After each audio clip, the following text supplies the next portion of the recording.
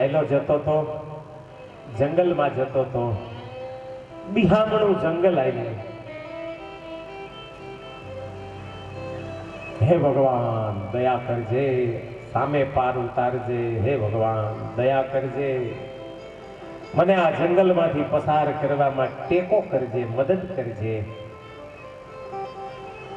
ડર તો ઘણો લાગતો હતો, પણ પોતાના પગલાની બાજુમાં જ કોઈના પગલા જોયા એને, એટલે હિંમત આવી કે કોક મારી સાથે ચાલે છે, મારી જેવા જ મારી બાજુમાં જ પગલા પડે છે, જે હોય તે, પણ કોક મારી સાથે ચાલે છે, હું એકલો નથી. આમ જંગલમાં જતા જતા સિંહના અવાજ આવવા માંડ્યા, વાઘના હોકારા થવા માંડ્યા, અને એક બાજુ વાવાઝોડું આવ્યું. પવન સુસવાટા મારવા લાગ્યો. સિંહ અને વાઘના અવાજો ને ભયંકર સુસવાટા સંભળાવા લાગ્યા ને એટલે માણસ એટલો બધો બેબાકળો બની ગયો, એટલો બધો ડર લાગવા માંડ્યો. આમ બાજુમાં જોયું તો એક જ પગલા પડતા હતા. હવે પોતાના બાજુમાં કોઈના પગલા પડતા હતા એ જાણે બંધ થઈ ગયા.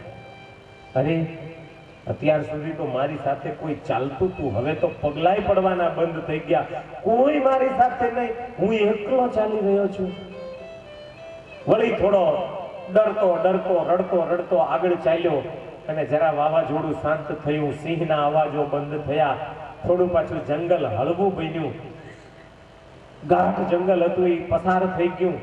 અને પછી આમ જરાક સ્ફૂર્તિ આવી માણસને, અને જ્યાં બાજુમાં જોયું ને તો વળી પાછા બે પગલા ચાલુ થઈ ગયેલા. ત્યારે પેલા માણસને વિશ્વાસ આવ્યો કે કોઈ ભગવાન મને સાથે ને સાથે બચાવી રહ્યા છે. પણ ભગવાનને ફરિયાદ કરી એને, હે પ્રભુ, હે પરમાત્મા, મને જ્યારે અસલ ડર સતાવતો હતો ત્યારે તું તારા પગલાય દેખવા નહોતો દેતો, તો તું ક્યાં સંતાઈ ગયો તો? મને બહુ ડર લાગતો હતો. જ્યારે હવે મને ડર નથી ત્યારે તારા પગલા બાજુમાં દેખાય છે. ત્યારે પરમાત્માએ આકાશવાણી દ્વારા એમ કહ્યું કે હે ભક્ત, જ્યારે બહુ ડર તને લાગ્યો ને ત્યારે તને મેં ઊંચકી લીધો તો તને ખબર નથી. તને મેં મારા ખભે લઈ લીધો તો એટલે મારા એકલાના પગલા પડતા હતા, તારા નહીં. તો આપણા સંતો અને શાસ્ત્રો એમ કહે છે કે જ્યારે જીવને બહુ કઠણાઈ આવે ને, પણ જો પરમાત્માનું શરણું લઈ લે તો ભગવાન એને તેડી લે છે. એને ડર તો માત્ર વેમ છે એટલે લાગે છે, પરમાત્મા ક્ષણે ક્ષણે રક્ષા કરે છે. કારણ કે જે અનંત બ્રહ્માંડોના આધાર છે, આપણે કેમ એના આધારે ન રહીએ? જે ભગવાન અનંત છે, જેનો અંત ન આવે એને અનંત કહેવાય. જે ભગવાન દિવ્ય મનુષ્ય દેહ ધારી રહ્યા છે, અક્ષરધામમાં પણ દિવ્ય દેહ છે, મનુષ્યાકાર ભગવાન છે, અને પૃથ્વી ઉપર પધારે છે ત્યારે પણ ભગવાન દિવ્ય સ્વરૂપે જ આવે છે. એ કોઈ લૌકિક માણસ બનીને નથી આવતા. જે ભગવાન ઉત્પત્તિ સ્થિતિ પ્રલયના કરતા છે, સમગ્ર બ્રહ્માંડોની ઉત્પત્તિ કરનારા ભગવાન છે. મેં તમે જગત નથી બતાવ્યું. કોઈ પૂછે ઈશ્વર ક્યાં છે, તો એને કહેવાનું કે ઘટ ઘટમાં, પટ પટમાં, પત્તા પત્તામાં મારો ભગવાન છે. બોલ ક્યાં નથી? સમગ્ર વિશ્વમાં મારો ભગવાન સમાયેલો છે.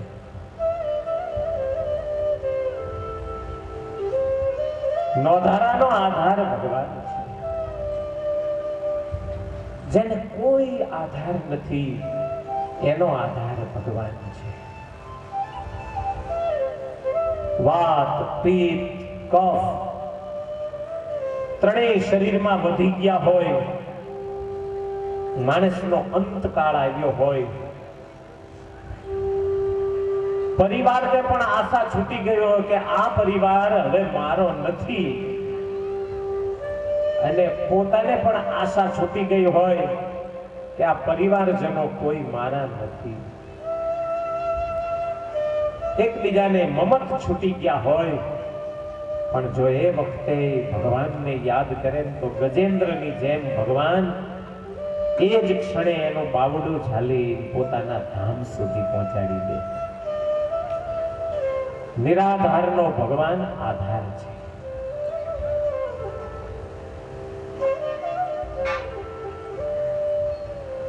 સમગ્ર બ્રહ્માંડોના રચયિતા, પાલન કરતા અને સંહાર કરતા ભગવાન છે. એની ઈચ્છા વિના કોઈ પાંદડું પણ હલાવી ન શકે. વાસુદેવ, શંકરષણ, અનિરુદ્ધ, પ્રદ્યુમ્ન આ ચતુર્વ્યુહના ધારનારા ભગવાન છે. કેશવાદિક 24 મૂર્તિઓના ધારક ભગવાન છે.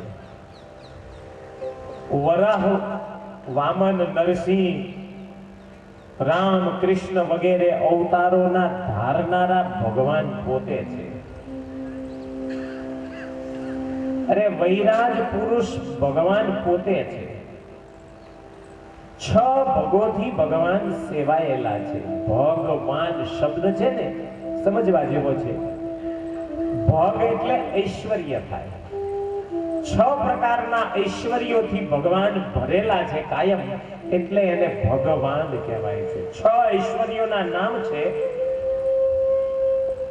જ્ઞાન, શક્તિ, બળ, ઐશ્વર્ય, વીર્ય અને યશ, અરે તેજ.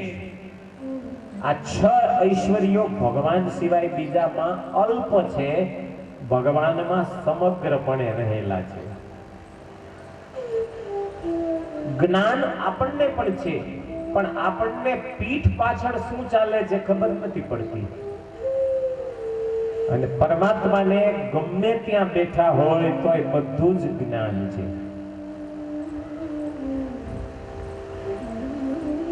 એટલે તો સકલ વિશ્વમાં પરમાત્માને જોવાના છે.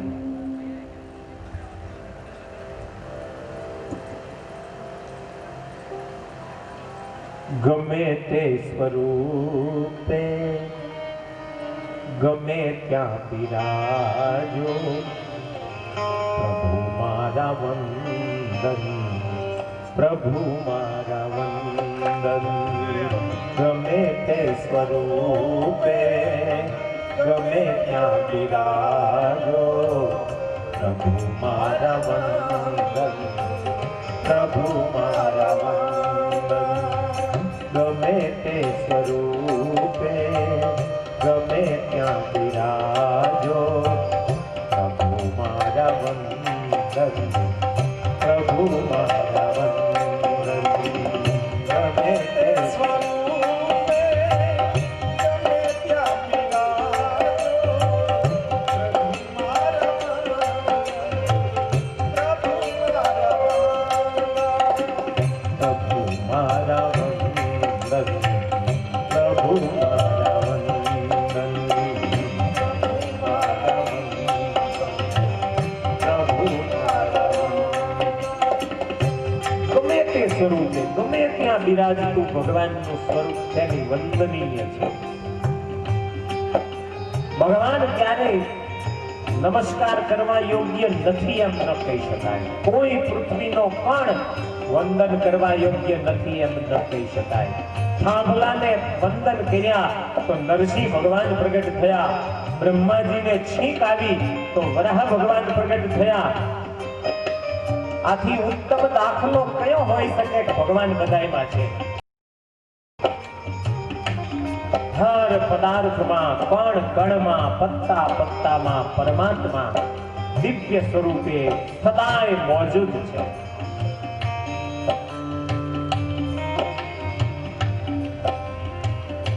એક ક્ષણ પણ ભગવાન આપણાથી દૂર નથી.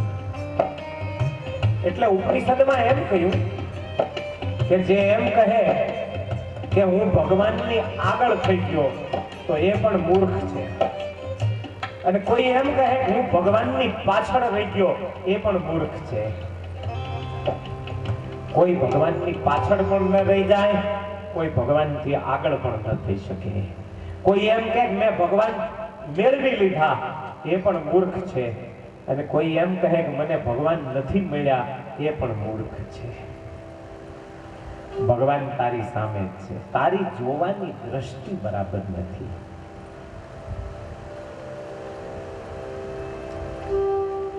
એક એક પદાર્થમાં પરમાત્મા છે, ક્યાં નથી. રામકૃષ્ણ પરમહંસને કોઈએ એમ પૂછ્યું કે બાપજી તમને ભગવાનના દર્શન થયા છે? તો કે એની ઈચ્છાથી દર્શન થાય છે.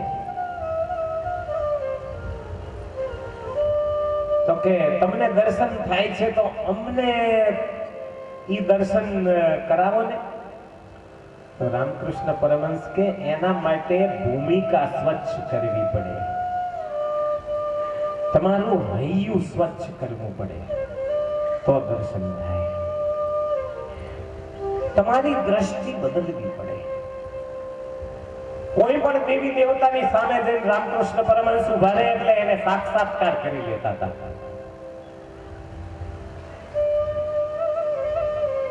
આપણને નથી થતા એનું કારણ આપણી દ્રષ્ટિ હજી કાચી છે. એક એક પદાર્થમાં પરમાત્માનો વાસ જેને સમજાઈ જાય એનું કામ બની જાય.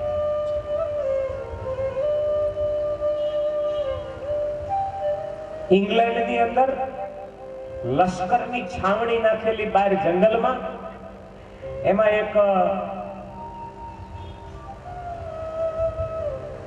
લશ્કરનો જે વડો કહેવાય અફસર, એવો અફસર શિયાળાની કડકડતી ઠંડી હતી, ચીરૂટ લઈ અને પીતો હતો, ખુરશી ઉપર એક પગ ઉપર ચડાવીને બેઠો હતો અને હવારના તડકાનો જરા મોજ લેતો હતો. અને એમાં ખેડૂતના વેશમાં ઇંગ્લેન્ડનો રાજા, કિંગ ઓફ ઇંગ્લેન્ડ ત્યાંથી નીકળો સાદા વેશમાં, ખેડૂતના વેશમાં, લગર વગર કપડા, લશ્કરમાં શું ચાલે છે જોવા નીકળેલો. અને પેલા અફસરને જોયો ને પગ ઉપર પગ ચડાવીને બીડી પીતા, બાજુમાં આવી અને સીધો પ્રશ્ન કર્યો, પિટ્સબર્ગ જવાનો રસ્તો બતાવશો ભાઈ? પેલો અફસર એક તો સવારનો પોર, બીડીના દમ ઉપર દમ ખેંચી રહ્યો છે, અને અચાનક આવો ગાંડા જેવો માણસ એને જોવામાં આવ્યો ને એટલે એને સીધું એમ કહ્યું કે ઇડિયટ, તું મને ઓળખે છે હું કોણ છું?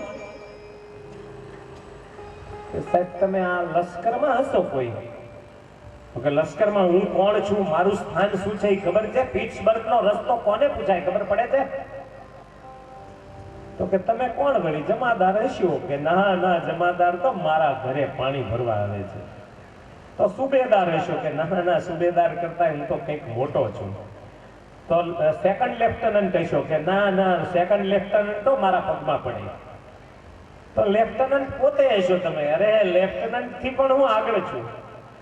તો એના પછીની ડિગ્રીમાં તો કેપ્ટન આવે. તમે આ લશ્કરના કેપ્ટન છો? હવે તને ખબર પડી, હું કેપ્ટન છું આ લશ્કરનો. અને મૂર્ખના સરદાર, તું મને પિટ્સબર્ગ જવાના રસ્તા પૂછવા આવ્યો છે? ચલ ચલ વેતો પડ. તું કોણ છું, ક્યાંથી આવ્યો છું? તો કે સાહેબ હું પણ આ લશ્કરનો જ એક માણસ છું. હે, આ લશ્કરનો જ માણસ તું છે? રિક્રુટ લાગે છે, નવો ભરતી કર્યો લાગે છે. ના ના, હું જૂનો છું. તો કોણ તું, હવાલદાર છું? ના ના ના ના, ઘણા હવાલદાર છે, હું ઘણાને ઓળખતો ન હોય એવું બને. તો તું હવાલદાર છું? ના ના, હવાલદાર તો મારાથી ઘણા નાના કહેવાય. તો જમાદાર છું? કે ના, જમાદાર તો મારા પાસે કઈ ના કહેવાય. તો સુબેદાર છું? કે ના, સુબેદાર મારી પાસે કઈ ન કહેવાય. તો સેકન્ડ લેફ્ટનન્ટ છું? કે ના, સેકન્ડ લેફ્ટનન્ટ તો મારા ઘરે પાણી ભરવા આવે. તો લેફ્ટનન્ટ છું?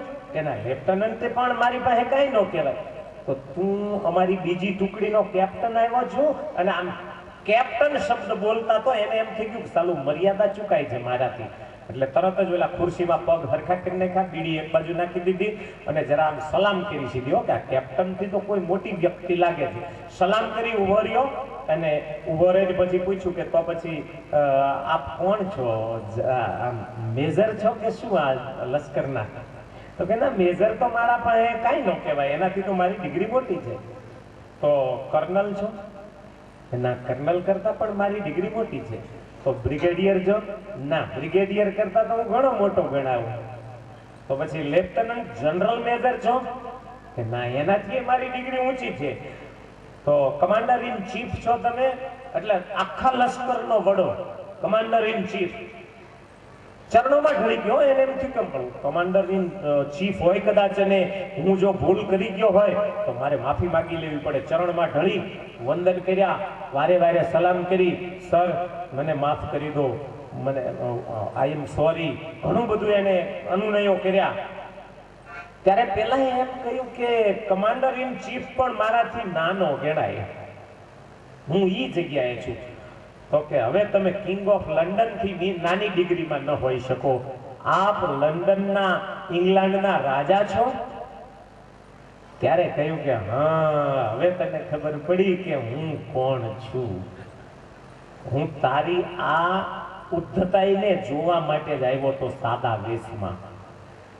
મેં જોઈ લીધું તારી કેટલી ઉદ્ધતાઈ છે, તું માણસોની સાથે કેવા વ્યવહાર કરતો હોઈશ. તે મને કેવા જવાબ દીધા. અને ત્યાં તો પેલો ભૂખ મૂકીને રડી પડ્યો. એની જે રિવોલ્વર હતી ધરી દીધી રાજાના ચરણમાં, અને મહારાજાના ચરણમાં રિવોલ્વર ધરીને એમ કહ્યું, મહારાજ હવે મને એક જ સજા હોઈ શકે, આ રિવોલ્વર તમે મારા કપાળમાં મારી દો અને હું મરી જાઉં. કારણ કે મેં ઘણો મોટો ગુનો કર્યો છે, તમારા જેવા મહારાજાને મેં આમ હળધૂત કરી નાખ્યા, મને સજા કરો. ત્યારે પેલા લંડન ઇંગ્લેન્ડના રાજાએ એમ કહ્યું કે તને ખબર છે હું શું સજા કરીશ? મહારાજ, બસ મૃત્યુદંડથી વધારે સજા મારી ન હોય, મને મૃત્યુદંડ આપો, હું સ્વીકાર કરીશ સહર્ષ. રિવોલ્વર જેવી ફરીને હાથમાં ધરીને કહ્યું કે લ્યો, આથી મોટી સજા મારી શું કરશો આપ? મરવું પસંદ પડશે, કારણ કે મારો અપરાધ મોટો છે. ત્યારે રાજાએ એમ કહ્યું કે જ્યારે તને મારી ઓળખાણ નહોતી ત્યારે તારું વર્તન કેવું હતું? તો કે તુંડ મિજાજી, ઉદ્ધત, ગાંડ પણ ભર્યું, અહંકારી. મહારાજ, મારાથી ભૂલ થઈ ગઈ, હવે આવી ભૂલ નહીં કરું. અને હવે મારી ઓળખાણ થઈ ગયા પછી તું કેવો થઈ ગયો છે? તો કે અતિશય ડાયો, નમ્ર, વિવેકી, પ્રાર્થના શબ્દોથી, શરીરથી, મનથી અખંડ તમારું જ જાપ કરતો હોય ને એવો હું ડાયો ડમરો થઈ ગયો છું. તો સાંભળ, મારે તને બીજી કોઈ સજા નથી કરવી, પણ ગમે ત્યારે તને સત્તાનો નશો આવે, ઘમંડ આવે, ગર્વ આવે, અહંકાર આવે, ત્યારે તારે કોઈ પણ વેશમાં સમજી લેવાનું કે આ ઇંગ્લેન્ડનો રાજા મારી સામે ઊભો છે. જા, તને કોઈ દિવસ અહંકાર નહીં આવે અને ફરી આવી ભૂલ નહીં થાય. મહારાજ, હવે હું આવી ભૂલ ક્યારેય નહીં કરું. જે માણસ મળશે ને એને ઇંગ્લેન્ડનો રાજા છે એમ માનીને જ હું વંદન કર્યા કરીશ, એનો આદર કર્યા કરીશ. એમ માણસને પણ જ્યારે પોતાની સત્તાનો ઘમંડ આવે, સંપત્તિનો નશો આવે, શાસનનો નશો આવે, મોટાઈનો નશો આવે, ત્યારે માત્ર એટલું સમજવાનું છે કે મારો અંતર્યામી ભગવાન મારા અંતરમાં બેઠો છે, મારો અંતર્યામી ભગવાન સામેના અંતરમાં પણ બેઠો છે. ક્યારેય કોઈનો અપરાધ નહીં કરાય. આપણે ભૂલી જઈએ છીએ હું કોણ છું અને સામે આવ્યું એ કોણ છે. દરેકમાં ભગવાનનો ભાવ થશે ને પછી આ ભૂલ ક્યારેય એક એક પદાર્થમાં, એક એક વ્યક્તિમાં જ્યારે પરમાત્મા છે એવો ભાવ જાગી જશે ને પછી આપણને સતત એવું અનુસંધાન રહેશે કે મારી સામે ઊભા છે ને ભગવાન જ છે, બીજું કોઈ નથી. ભગવાનને ઓળખવા માટે જગતને ઓળખવું પડે છે. છ ભગોથી ભગવાન સેવાયેલા છે. સમગ્ર ઐશ્વર્ય, સમગ્ર શક્તિ, સમગ્ર તેજ, સમગ્ર વીર્ય એટલે પરાક્રમ, આ બધું જ્ઞાન વગેરે ભગવાનમાં ભરેલું છે. છ સિદ્ધિઓ ભગવાનના ચરણની સેવા કરે છે. માણસ એક સિદ્ધિમાં એક થોડીક સિદ્ધિ પામે ને ત્યાં તો ગાંડો ઘેલો થઈ જાય છે. કરોડ 2 કરોડ રૂપિયામાં તો માણસ આમ એટલો બધો અહંકારી થઈ જતો હોય છે. તો જેની ચરણની સેવા લક્ષ્મીજી વગેરે સિદ્ધિઓ સદાય પાસે બેસીને કર્યા કરે છે, ભગવાન કેવા મોટા હશે. જેના ભયથી સૂર્ય તપે છે, જેના ભયથી વાયુ વાય છે, જેના આદેશથી સમુદ્ર મર્યાદામાં રહે છે, જેના ભયથી યમરાજા ભયભીત બની અને પાપીઓને દંડ દેવા ફર્યા કરે છે જગતમાં, જે દેવોના પણ દેવ છે, ઈશ્વરોના પણ ઈશ્વર છે, કાળના પણ કાળ છે, અનંત શિવ બ્રહ્મા વગેરે મહાદેવોથી જેના ચરણારવિંદની પૂજા હંમેશા થયા કરે છે, શેષ અને શારદા પણ જેની પૂજા અને જેના ગુણ ગાયા કરે છે, મન વાણીને જે ભગવાન અગોચર છે, વાણીથી પકડાય નહીં, મનથી સમજાય નહીં એવા ભગવાન છે, જે પરમાત્મા છે. પરમાત્મા 24 અવતારોના ધરનારા પરમાત્મા છે. પરમાત્મા શબ્દનો અર્થ કરો ને તો પ એટલે 5, ર એટલે 2, મા એટલે 4.5. આમ ચોગડો કરીને બાજુમાં 2 લીટા કરો એટલે 4.5 થાય. મા એટલે 4.5 અને અડધો ત એટલે 8 અને ફરી પાછો મા પરમાત્મા એ 4.5 બીજા. તો 5 2 7 ને 4.5 એટલે 11.5 અને 8 એટલે 19.5 અને પાછા છેલ્લા 4.5 એટલે 24 અવતારોનો ધરનારો ભગવાન છે. પરમાત્મા શબ્દોને સમજવા જેવા છે. જે પરાત પર છે, સર્વથી પર અક્ષરધામ છે. અક્ષરધામથી પણ પર પરમાત્મા એક જ છે. બીજા બધા અક્ષરની અંદર છે, અક્ષરથી ઉપર કોઈ નથી. પરમાત્માને અક્ષરનો પણ આધાર નથી.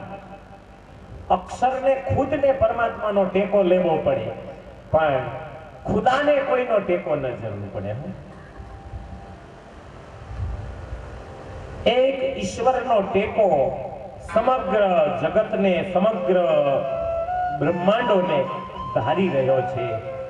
એ ભગવાનનો હું સેવક છું. આવું જ્યારે સમજાઈ જાય ને ત્યારે અભિમાન ન રહે. જે ભગવાન અંતર્યામી છે, જેમનું સ્વામી નારાયણ એવું નામ છે, એ ભગવાન શતાનંદ સ્વામી લખે છે કે મારી સમગ્ર વિઘ્નો થકી રક્ષા કરો. ભગવાન જ સર્વ વિઘ્નો થકી રક્ષા કરે. બીજા કોઈ આપણી રક્ષા વિઘ્નોથી ન કરી શકે. કારણ કે દેવતાઓને પણ વિઘ્નો આવે છે. એક પરમાત્મા તત્વ એવું છે કે એને ક્યાંય વિઘ્ન આવતું જ નથી. ગમે એવા વિઘ્નોમાંથી પસાર થઈ જાય છતાં પરમાત્માને કોઈ વિઘ્ન ન આવે. અગ્નિમાં રહે તોય પરમાત્માને વિઘ્ન નથી, આકાશમાં રહે તો પણ પરમાત્માને કોઈ વિઘ્ન નથી, પાતાળમાં રહે તો પણ પરમાત્માને કોઈ વિઘ્ન નથી. અરે મારા સંશોધન પ્રમાણે કહું ને તો પૃથ્વી ઉપર એક રાવણ હતો ને, કેટલો બળિયો હતો. રામની પાસે કાંઈ ન કહેવાય. એક રાવણને રામે માર્યો, પણ એવા બ્રહ્માંડમાં જેટલા જીવ છે ને એ બધાય રાવણ બની જાય ને એક સાથે, એટલી શક્તિ વાળા બની જાય ને તોય ભગવાન આમ ચપટી વગાડે બધા રાવણ સૂઈ જાય. બોલો, ભગવાનની શક્તિ ગજબ છે ભાઈ. અમે કહ્યું તું કે 2:30 વાગે આવી જજો તોય બધા ન માન્યા ને. પણ ભગવાને એક દિવસ કહ્યું તું 26મી જાન્યુઆરી 2001ની સાલમાં સવારે 8 વાગ્યા પછી 8:45 ઘરમાંથી બહાર નીકળી જાઓ. અને 5 કરોડ માણસો એક સાથે ઘરમાંથી બહાર નીકળી ગયા હતા. નારાયણભાઈ પરમાત્માની શક્તિ કેવી છે તો જો કોઈ અમેરિકાની મહાસત્તા પણ જો એમ કહે ને કે એક આરે 5 કરોડ ઘરમાંથી બહાર નીકળો તો કોઈ ના નીકળે. બોલો. એટલે કહું છું કે પ્રજાસત્તાક દિને એક વાત નક્કી થઈ ગઈ પ્રજાને કે પ્રજાની સત્તા છે કે પ્રધાનોની સત્તા છે કે પરમાત્માની સત્તા છે. ત્રણમાંથી કોની સત્તા હતી એ તે દિવસે 26મી જાન્યુઆરીએ ખબર પડી ગઈ હતી બધાને. તમારે તો અહીં કઈ બહુ જોખમ નતું પણ તોય ઘરમાંથી બહાર નીકળી ગયા હતા. અમારે તો બગડાથી બોલી ગઈ હતી એ બાજુ ઝાલાવાડમાં ને બાજુ.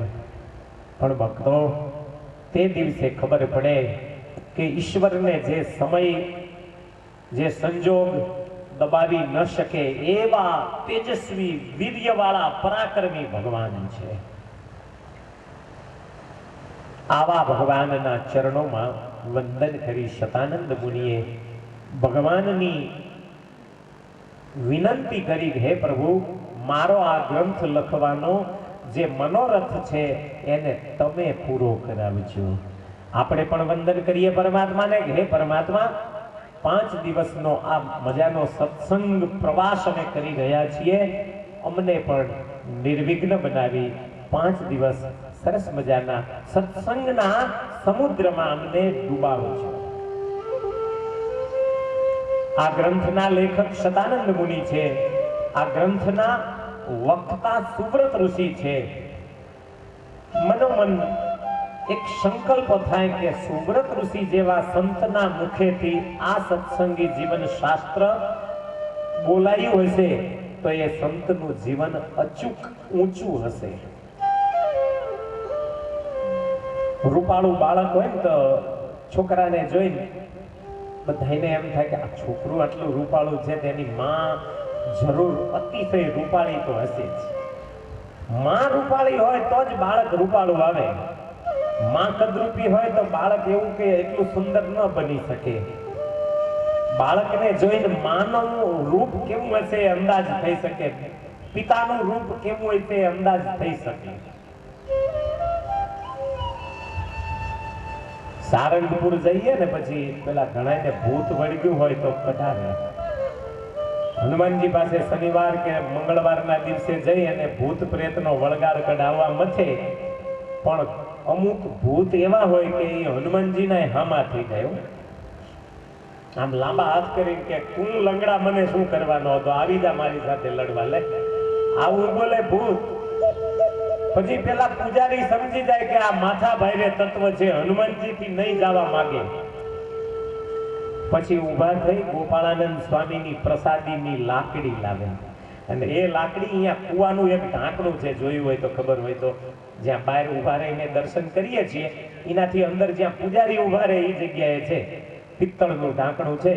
એ કૂવો ખોલી અંદર આમ લાકડીને બોળી અને પછી ભૂતને છાંટે ને ગોપાળાનંદ સ્વામીની લાકડીમાં ઈ પાણી અડે અને પછી આમ છંટાય એટલે આમ એવું રાડો પાડવા માંડે, બળું છું. આ હનુમાનજી તો મને કાંઈ ન કરી શકે પણ આ ટોપી વાળો મને છોડશે નહીં. સારંગપુર જાવું જોયો એક વખત. સ્વામિનારાયણનો પ્રતાપ શું છે એ ખબર પડે ત્યાં જઈએ તો. ટોપી વાળાથી બીવું છું, આનાથી નથી બીતો એમ કહી દે. તો ભક્તો વિચાર કરો કે ઈ કુવાના પાણીમાં તાકાત ક્યાંથી આવી? કુવાના પાણીમાં લાકડી અડાડી તો એ લાકડીમાં તાકાત ક્યાંથી આવી? અને લાકડીમાં આટલી તાકાત હોય તો ગોપાળાનંદ સ્વામીમાં કેટલી તાકાત હશે? અને ગોપાળાનંદ સ્વામી જેનું ભજન કરતા હતા એ સહજાનંદ સ્વામી કેટલા પાવરફુલ હોય. ભગવાનને સમજવા માટે ગોપાળાનંદ સ્વામીની લાકડીને સમજવી પડે. એમ સત્સંગી જીવનને સમજવા માટે સુવ્રત ઋષિનું જીવન સમજવું પડે. આવો મહાન ગ્રંથ જેના મુખેથી ગવાયો હોય એ સંત કેવા હશે? ગુરુ સતાનંદ સ્વામી છે, શિષ્ય સુવ્રત ઋષિ છે, પણ આજ ગ્રંથનો પ્રારંભ કરે છે ત્યારે પોતાના શિષ્યનું જીવન લખે છે સતાનંદ સ્વામી. પુણ્યમ ભુવિ કુરુક્ષેત્રમ ધર્મ વૃદ્ધિમ ભિક્ષુભિઃ સેવ્યમાનં સુમતિભીર વર્ષે ભવતિ ભારતે.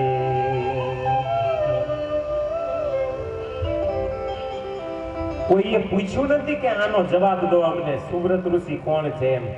પણ જ્યારે ગ્રંથ લખવો છે તો ગ્રંથના પ્રારંભે બોલનાર વક્તા કેટલો પવિત્ર છે એ બતાવવા માટે સતાનંદ સ્વામી પોતે જ પોતાના શિષ્યનું જીવન આલેખે છે. બહુ ટૂંકું 2-4 શ્લોકમાં જીવન આવી ગયું છે, પણ અદ્ભુત જીવન છે ભાઈ. કુરુક્ષેત્રની પવિત્ર ભૂમિ, જ્યાં ધર્મવાળા 4 વર્ણના મનુષ્યો રહે છે. સુગ્ન અને વિદ્વાન પુરુષોએ પણ જે ભૂમિનું સેવન કરેલું છે એવી ભૂમિની અંદર કુરુક્ષેત્રની ભૂમિમાં બ્રહ્મર્ષિ સુવ્રત ઋષિનો જન્મ થયો છે. બાળપણથી જ જે સુવ્રત ઋષિ ભગવાનમાં તલ્લીન બન્યા છે. નાના બાળ સ્વરૂપમાં પણ બીજા રમકડાથી નહીં, ઠાકોરજીની મૂર્તિ સાથે ઘર ઘર રમે છે. ઠાકોરજીને જગાડે, પોઢાડે, રમાડે, જમાડે. આખો દિવસ જેનો ભગવાનમય વ્યતીત થાય છે. માતા પિતા એમ કહે કે બેટા જમવાનો સમય થયો, તો કે હું મારા લાલાને જમાડું છું, પછી આવું. લાલાને જમાડવામાં, રમાડવામાં એવા તલ્લીન બન્યા છે. શું જીવન હશે! અહીં સુવ્રત ઋષિનું જીવન લખતા એમ કહ્યું કે એનું જીવન બાળપણથી જ સ્વધર્મ, જ્ઞાન, વૈરાગ્ય, શાંતિ એટલે ઇન્દ્રિય મનનો નિગ્રહ, આવા બધા શ્રેષ્ઠ ગુણોથી ભરેલું હતું. ભાઈ જીવન અને જન્મ બે વચ્ચે ફરક એટલો છે. જન્મ તો ગમે તે જ્ઞાતિમાં, ગમે તે જગ્યાએ થઈ શકે છે. જન્મ લેવામાં આપણી કોઈ પસંદગી ન ચાલે કે મને બ્રાહ્મણના ઘરે જન્મ આપજો.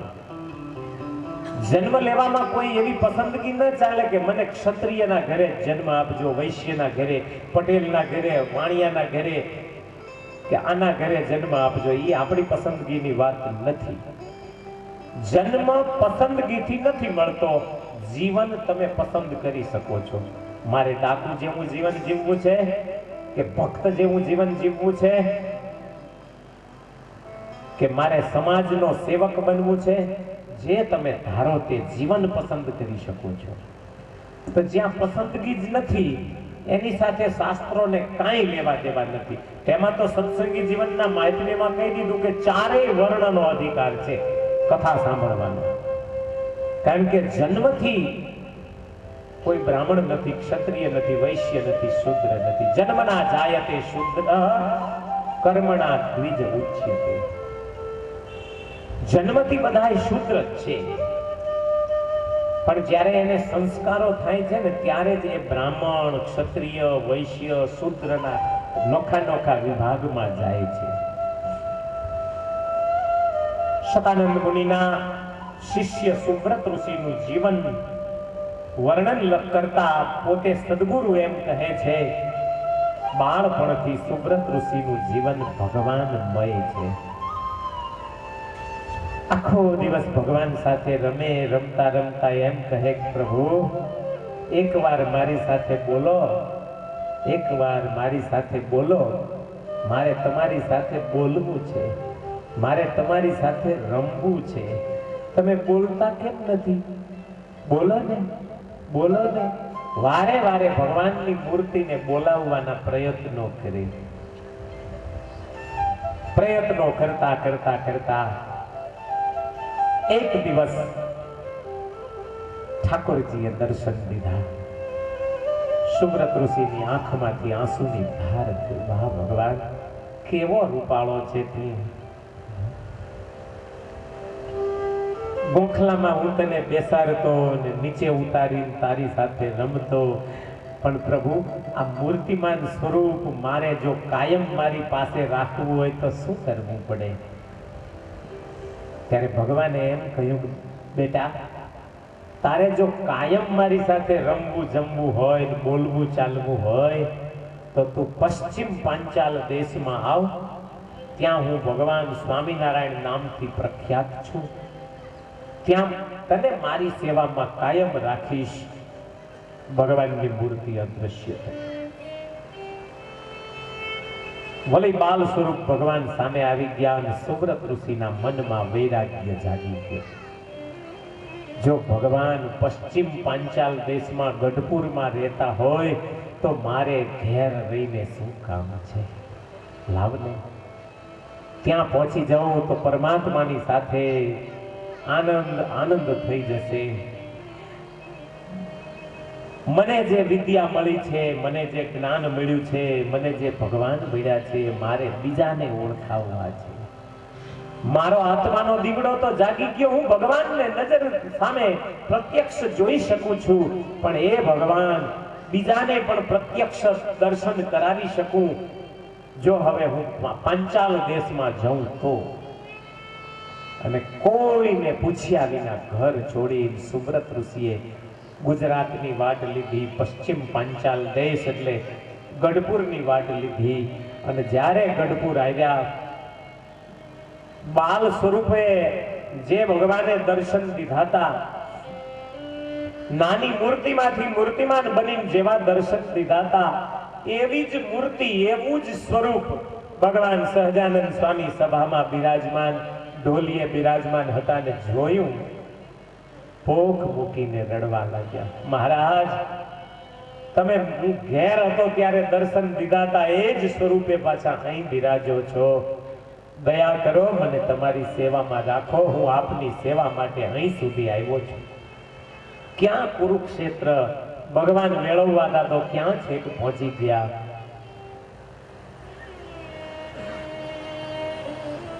રડવા લાગ્યા. મહારાજે સુવ્રત ઋષિને ઊંચા કરી બાથમાં ઘાલીને ભેટ્યા. ત્રિવિધ તાપની શાંતિ થઈ ગઈ.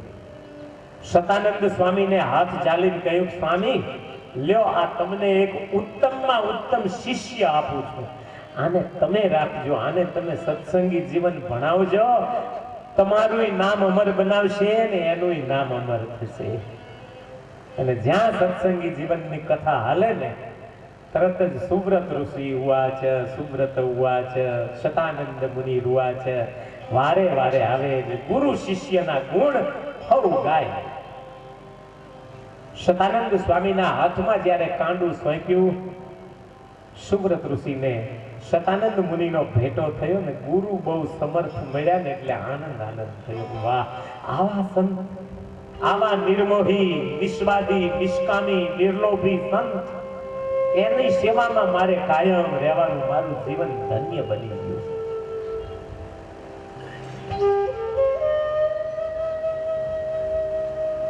જીવને શાંતિ આપે એને સંત કહેવાય. આવા નિર્મોહી સંતની સેવામાં સુવ્રત ઋષિને આપ્યા. ભગવાન સહજાનંદ સ્વામી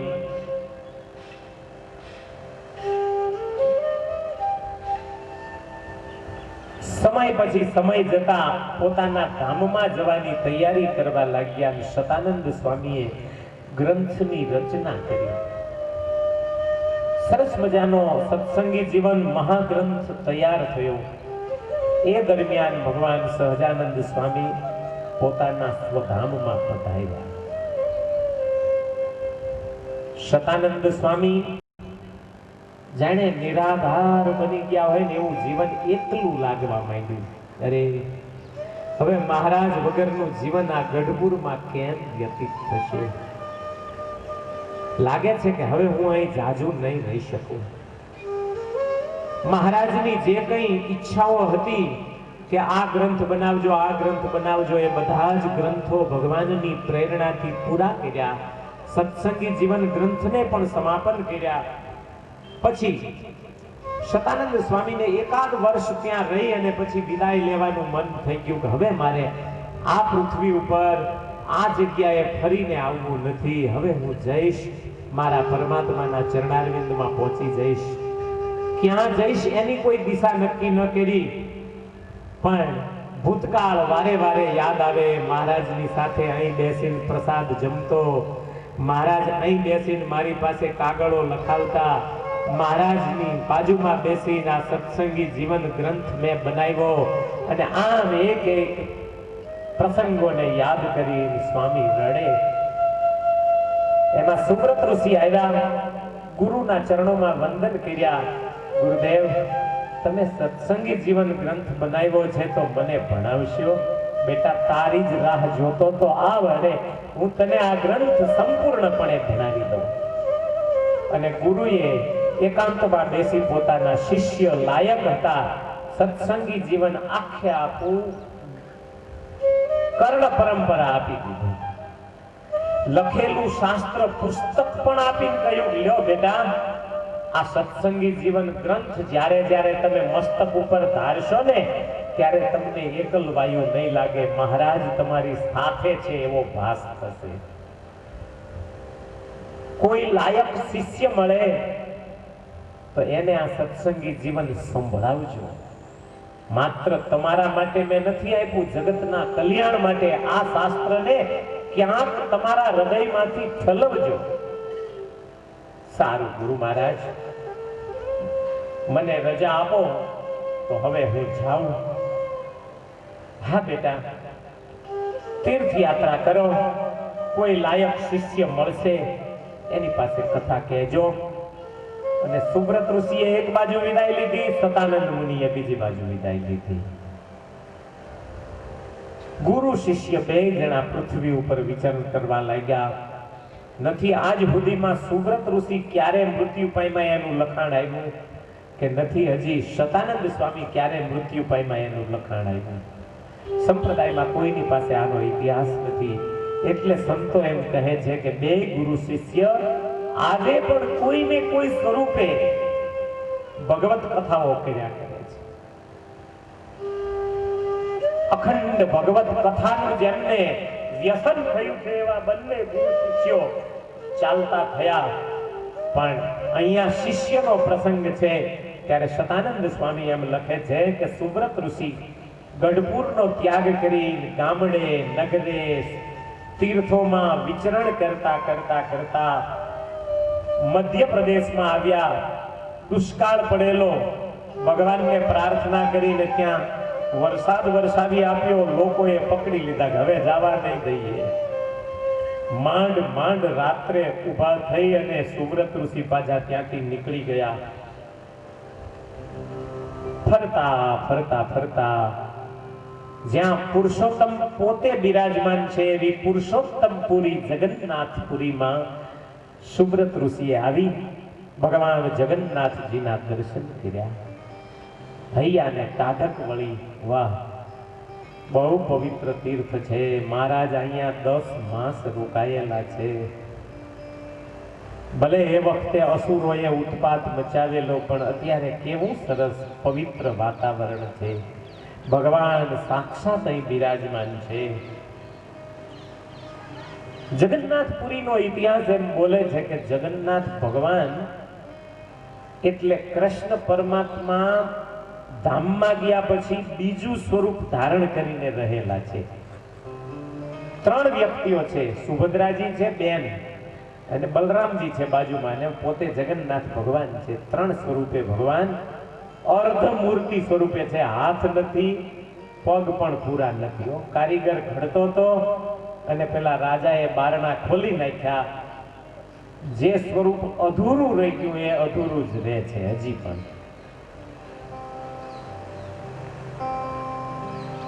એક ઇન્દ્રદ્યુમ્ન રાજાની સાથે આ જગન્નાથપુરીનો ઇતિહાસ સમાયેલો છે. રાજા ઇન્દ્રદ્યુમ્ન જગન્નાથપુરીનો રાજા હતો.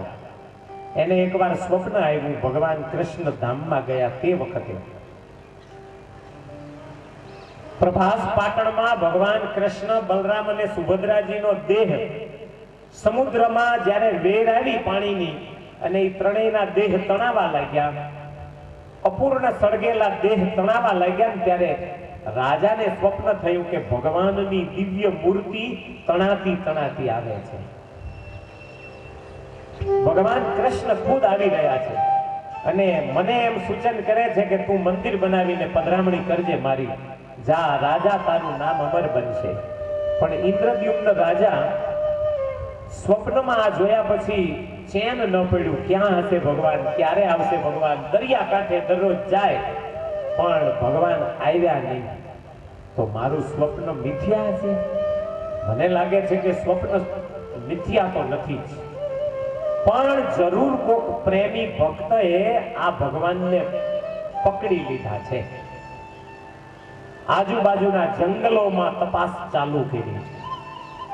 તપાસ ચાલુ કરતા કરતા કરતા એક ભીલવાસમાં ગયા ને ત્યારે એટલા સમાચાર મળ્યા કે અમારો એક ભીલ દરરોજ જંગલમાં જાય છે, કોઈને કહેતો નથી ક્યાં જાઉં છું, અને એવો ખુશ થઈને આવે છે, લાગે છે કે એની પાસે કંઈક આવી બાતમી હોઈ શકે. રાજાએ કહ્યું કે તો પછી ભીલનો મને ભેટો કરાવો ને, કે સાંજે રોકાઈ જાવ તો રાતે એ આવશે ત્યારે ભેટો થશે. રાજા ત્યાં રાત રોકાયા ભીલના નિવાસમાં. સાંજે પેલો ભીલ આવ્યો, કહ્યું કે તને મારા ભગવાન મળેલા છે. તો કે બોલશો નહીં, કંઈ મળ્યું નથી, મારી પાસે કાંઈ નથી. ના, તને ભગવાન મળેલા છે. જે ભગવાને મને સ્વપ્નમાં દર્શન દીધા છે તને મળી ગયા છે. ત્યારે પેલો ભીલ એમ કે છે કે ના ભાઈ ના, કાંઈ નથી. ના, તમે બીજું કાંઈ નહીં, મને એકવાર દર્શન તો કરાવો. તો કે તમને દર્શન કરાવું, પણ આંખે પાટા બાંધીને લઈ જાઓ, ખુલ્લી આંખે ન લઈ જાઓ, તમે રસ્તો જોઈ જાઓ તો.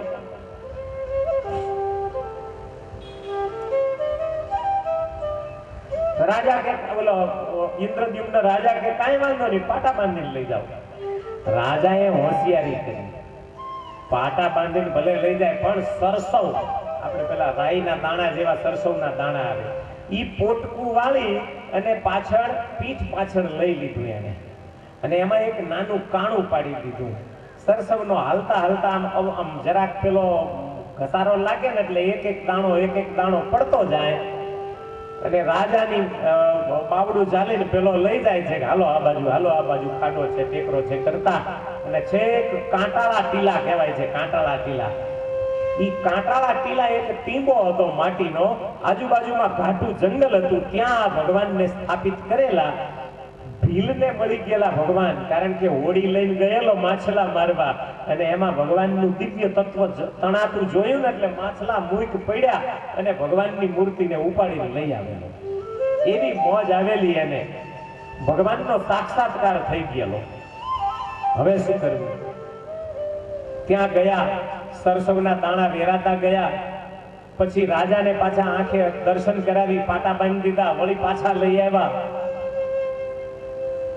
ઘરે આવીને પાટા છોડ્યા, બસ હવે તમારે જવું હોય ત્યાં જઈ શકો છો. અને રાજા પાછો ત્યાંથી વિદાય થયો. પણ યાદ રાખી લીધું કે સરસવના દાણા વેરાયા છે, હમણાં ચોમાસું બેસશે એટલે બધા સરસવના દાણા ઉગશે, અને જ્યારે ઉગશે ત્યારે એના દાણે દાણે છોડવે છોડવે હું ભગવાનને પકડી લઈશ. ઈ પેલા ભીલને ખબર ન પડી, અને જેવો વરસાદ વરસ્યો ને સરસવ ઉગી, રાજા પાછો આવ્યો, પગલે પગલે પગલે પગલે છેક ભગવાનના ઈ કાંટાળા ટીલા ઉપર જઈ ભગવાનને ઊંચકી કોઈને પૂછ્યા વિના સીધો લઈને જગન્નાથપુરીમાં આવી અને ઈ ભગવાનની મૂર્તિનું સ્થાપન કર્યું. સમજો તો અસ્થિ સંચય ભગવાન કૃષ્ણના ત્યાં થયા છે, એમ પણ સમજી શકાય. આવું જગન્નાથ ભગવાનનું સ્વરૂપ. શિક્ષાપત્રીમાં પણ જગન્નાથજીનું મહાત્મ્ય મહારાજે કહ્યું કે આખી દુનિયામાં ક્યાંય કોઈનું જેનું ન ખપતું હોય એનું ખાવું નહીં, પણ જગન્નાથપુરીમાં જગન્નાથ ભગવાનનો પ્રસાદ લેવામાં કોઈ દોષ નહીં. બીજે ન ખાતા હોય ને એને ત્યાં તો પ્રસાદ લેવાય છે. આવો જગન્નાથ ભગવાનનો મહિમા, જ્યાં ભગવાન 5-5 વખત પૂજાય છે, બહુ ભવ્યતાથી દરરોજ ધજા ચડે છે સાંજે. હમણાં જ આપણા સંતો ધજાના ચડાવવાના દર્શન કરી આવ્યા. બહુ મોટું વિશાળ મંદિર છે, ગમે એટલું પાણી દરિયામાં આવે છે, આખું જગન્નાથપુરી ડૂબી જાય ને તો જગન્નાથ ભગવાનના દ્વાર સુધી પાણી નહોતું આવતું, કોઈ દિવસ નથી આવતું. એવું વિશાળ મંદિર, એવી વિશાળ ને સરસ મજાની આકર્ષક મૂર્તિઓ, એવી પૂજાની સેવા રીતિ. જગન્નાથ ભગવાનના દર્શન કર્યા, અંતર ઠંડક થઈ ગઈ. ચક્રતીર્થમાં આવીને નિવાસ કર્યો. દરિયાના કિનારે હાલમાં પણ ચક્રતીર્થની એક યાદી છે. ત્યાં આવી આસન જમાવ્યું, દરભાસન, બેઠા બેઠા હરિનું ભજન કરે, દરિયામાં 2-3 વાર સ્નાન કરે, 5 વખત 5 આરતીના દર્શન કરે, પૂજામાં જાય, આખો દિવસ ભગવાનમય વિતાવે. તીર્થયાત્રાળુઓ ઘણા બધા આવે, ચક્રતીર્થમાં સ્નાન કરવા પણ આવે. સરસ મજાનું ત્યાં એક ઇન્દ્રદ્યુમ્ન સરોવર છે. એ સરોવરમાં સ્નાન કરે, કોઈ મહાત્મા છે એમ જાણીને આવીને હવ પગે લાગે, પૈસો મૂકે તો કે ના ભાઈ પૈસો બીજાને દઈ દેજો, મારે જરૂર નથી. અને હવને એમ થાય કે કોઈ ત્યાગી સાધુ છે, એને પૈસાની કોઈ મમત નથી, એટલે એની પાસે કોઈ બેસે, સત્સંગ કરે, થોડી વારમાં ઊભા થઈને પાછા ટાઈમ થાય એટલે જતા રહે. દિવસો પછી દિવસો વીતતા સૌરાષ્ટ્ર દેશના, ગુજરાત દેશના સૌરાષ્ટ્રમાં આવેલા ભાડેર ગામના વતની પ્રતાપસિંહ રાજા મનોમન ભગવાનના પ્રત્યક્ષ દર્શન કરવાની ઈચ્છાથી તીર્થયાત્રાએ નીકળ્યા છે. કોઈને સાથે નથી લીધા, એકલા રાજા નીકળી પડ્યા છે. આ તીર્થમાંથી પેલા તીર્થમાં, આ તીર્થમાંથી પેલા તીર્થમાં જતા જતા જતા પ્રત્યક્ષ ભગવાન ક્યાં મળશે, કોણ એવા સંત મને પ્રત્યક્ષ ભગવાનના દર્શન કરાવે, આવી ઈચ્છા રાખી અને જગન્નાથપુરીમાં આવ્યા છે. જગન્નાથપુરીમાં આવ્યા, ભગવાન જગન્નાથના દર્શન કરી સંતોષ થયો.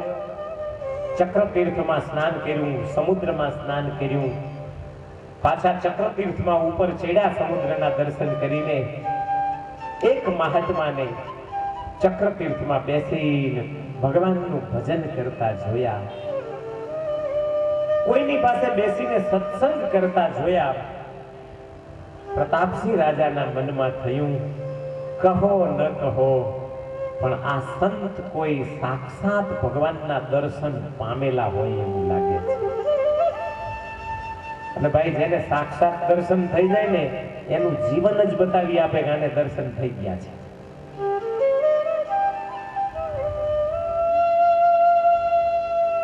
કોઈ સંતને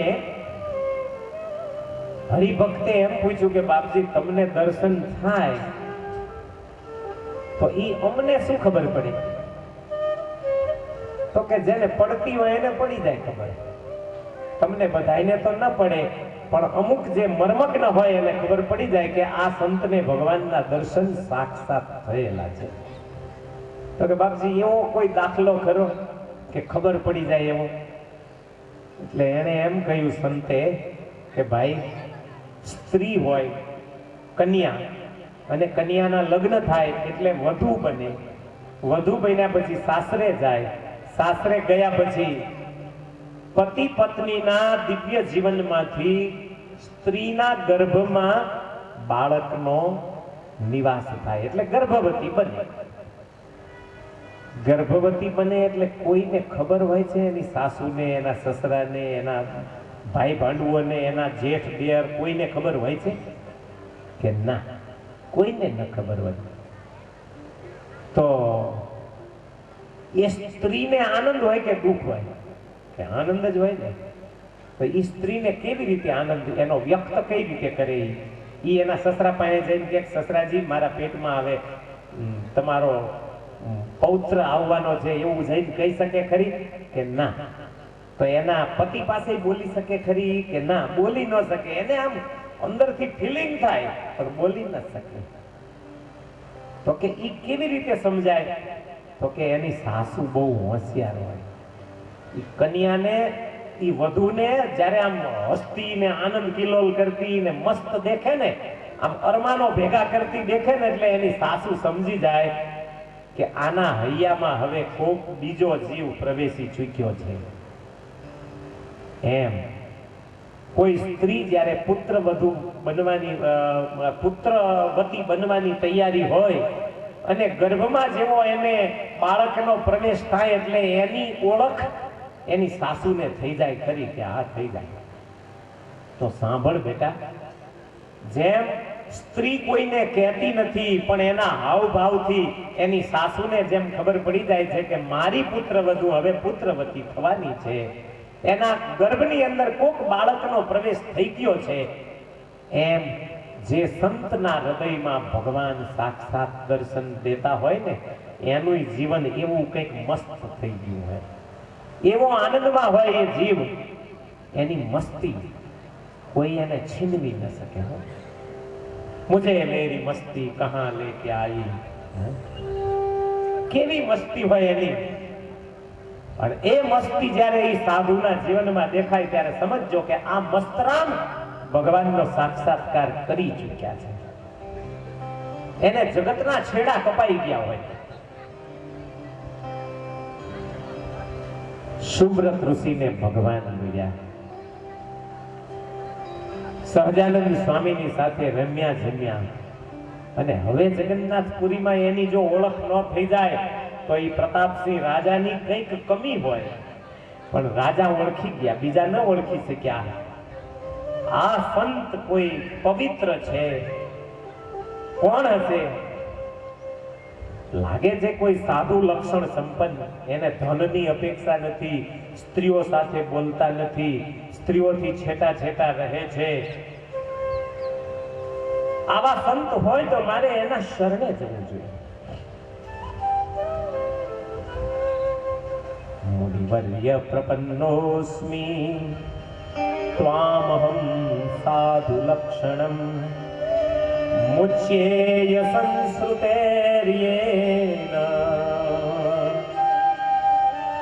તન્મે ત્વં વક્તુમર્હસી.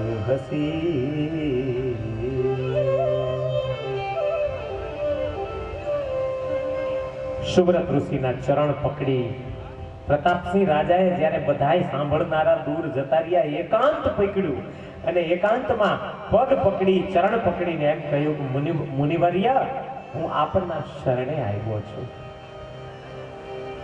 હું ગુજરાતમાંથી ભગવાનના પ્રત્યક્ષ દર્શન કરવાની ઈચ્છાથી, મારા આત્માનું કલ્યાણ કરવાની ઈચ્છાથી ફરતો ફરતો અહીં જગન્નાથપુરીમાં આવ્યો. મારે સંસારમાંથી છૂટવું છે મહારાજ.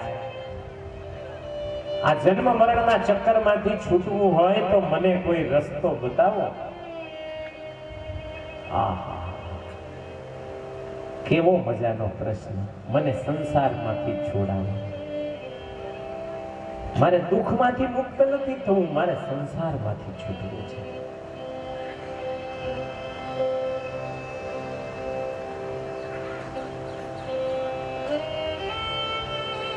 કારણ કે તમે સાક્ષાત ભગવાનને પામી ચૂકેલા હોય એવું મને ભાસે છે. સર્વ સાધુ લક્ષણ યુક્ત છો તમે, દયા કરો. અને જ્યાં આમ પ્રતાપસિંહ રાજાએ ધ્રુસકું ભરી ભગવાનના દર્શન પામવાની ઈચ્છાથી સુબ્રત ઋષિના ચરણ પકડ્યા, ત્યારે સુબ્રત ઋષિ બહુ જ ખુશ થયા. વાહ, જગન્નાથપુરીમાં એક કોક મુમુક્ષુ જીવ આવ્યો તો ખરો. બીજા તો બધા આવ્યા ને ગયા, આવ્યા ને ગયા, 2 મિનિટ બેઠા ન બેઠા જતા રહે છે, પણ આ કોઈ મુમુક્ષુ રાજા છે, એને મોક્ષની ઈચ્છા છે. કયું રાજા? સાધુ પૃષ્ટમ ત્વયા ભૂપ યતોસ્તિ હિતમાત્મનઃ, સાધુ પૃષ્ટમ ત્વયા ભૂપ યતોસ્તિ હિતમાત્મનઃ.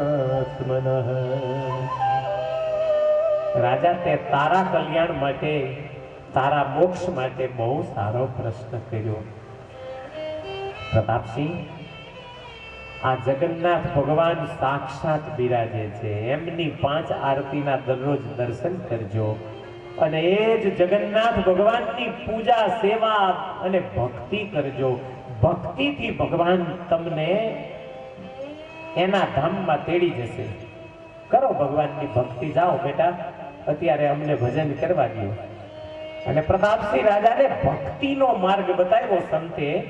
પ્રતાપસિંહ રાજા 5 વખત આરતીના દર્શને જાય, સમુદ્ર સ્નાન કરે, સુવ્રત ઋષિ પાસે આવીને સત્સંગમાં બેસી જાય, ટાઈમ સાચવે, એવા ટાઈમે આવી જાય કે બાપજીને કઈ તકલીફ ન પડે એમના માટે ફળ ફૂલ લાવી આપે અને બધી સગવડો પૂરી પાડવા લાગ્યા. સુવ્રત ઋષિ પણ રાજા ઉપર ખૂબ ખૂબ રાજી થયા અને આવા રાજી થઈ અને રાજાને જ્યારે સત્સંગની વાતો કરવા લાગ્યા પછી તો રાજા એટલા બધા મળી ગયા છે કે ઝૂંપડીમાં અંદર બેઠા હોય સંત તોય સાથે સાથે અંદર જાય, લ્યો બાપજી તમારા લાલજીને આ ફ્રૂટ ધરાવો, લ્યો તમારા લાલજીને આ પેંડા લાવ્યો છું ધરાવો. અને પેંડા લઈ અને સુવ્રત ઋષિ જ્યારે એના ઠાકોરજીને ધરાવે ને ત્યારે ઠાકોરજી હાથો હાથ લઈ લેતા હોય ને એવું એમને દેખાય. મૂર્તિમાન ન દેખાય પણ પેંડા ઓછા થયેલા દેખાય. તરત ફ્રૂટ ઓછું થયેલું દેખાય. સફરજન લઈ ગયા, ક્યાં જતું રહ્યું ખબર ન પડે. એટલે મનોમન એમ થાય કે આ સંતનું હાથો હાથ લઈને ભગવાન જમે છે.